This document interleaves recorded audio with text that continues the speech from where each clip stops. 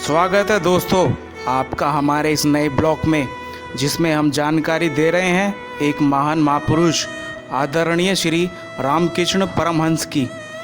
इनका जन्म 18 फरवरी 1836 को कुमारपुर गांव, हुगली जिला, पश्चिम बंगाल में हुआ। इनके पिता श्री खुदीराम चट्टोपाध्याय एक कर्तव्यनिष्ठ एवं धर्मनिष्ठ ब्राह्मण थे। इनके बचपन का नाम गदाधर था। निष्ठावान माता पिता का इन पर गहरा प्रभाव पड़ा। ये भारत के महान संत एवं महान विचारक थे। इन्होंने सभी धर्मों की एकता पर विशेष जोर दिया। ईश्वरीय साधना के लिए कठोर तप किया। इनका विश्वास था कि ईश्वर के दर्शन हो सकते हैं।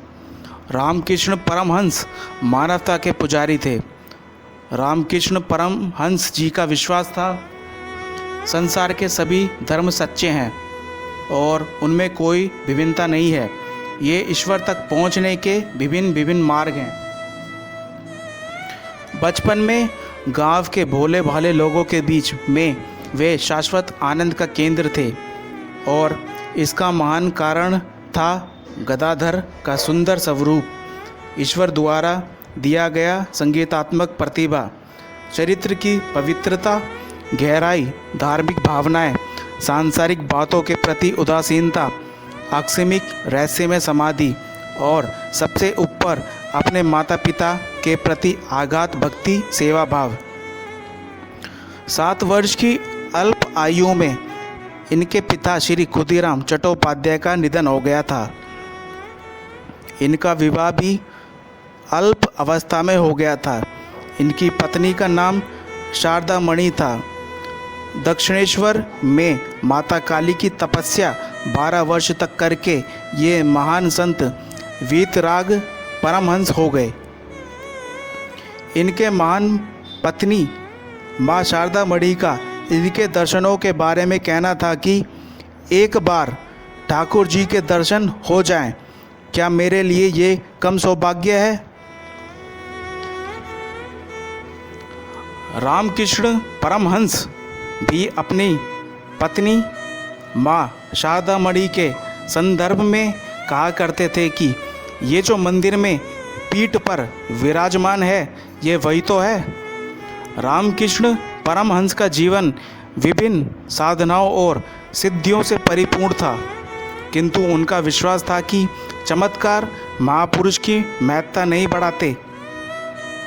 रामकृष्ण परमहंस की महत्ता उनके त्याग, वैराग्य, पराभक्ति तो उस अमृतोपदेश में थी जिसमें शस्त्रों प्राणी कृतार्थ हुए, जिसके प्रभाव से ब्रह्म समाज के अध्यक्ष केशव सेन जैसे विद्वान भी प्रभावित हुए। जिस प्रभाव एवं आध्यात्मिक शक्ति ने नरेंद्र जैसे नास्तिक तर्कशील युवक को परम आस्तिक भारत के गौरव का प्रसारक स्वामी विवेकानंद बना दिया। रामकृष्ण परमहंस जी का आदि का जीवन समाधि की स्थिति में ही व्यतीत हुआ। जीवन के अंतिम 30 वर्ष में काशी, वृंदावन, प्रयाग आदि की यात्रा की। एक छोटे से दृष्टांत में पूरी बात कह जाते थे। स्नेह, सेवा और दया के द्वारा ही लोक सुधार की शिक्षा दी। आचार्य रामकृष्ण परमहंस के अंतिम वर्षों में पवित्र आत्माओं का प्रतिभा मंडल, जिसके नेता नरेंद्र नाथ दत्त जी थे, बाद में स्वामी विवेकानंद जी के नाम से विख्यात हुए। आचार्य जी ने कुछ चुने हुए लोगों को अपना घनिष्ठ बनाया। त्याग एवं सेवा के उच्च आदर्शों के अनुसार उनके जीवन को बदला।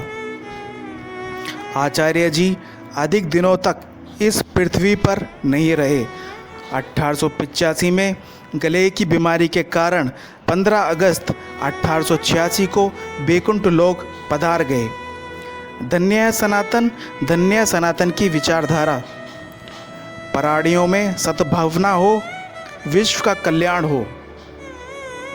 आपको हमारे द्वारा दी गई जानकारी कैसी लगी? कृपया हमारा चैनल लाइक, कमेंट और सब्सक्राइब करें। जय हिंद, जय भारत।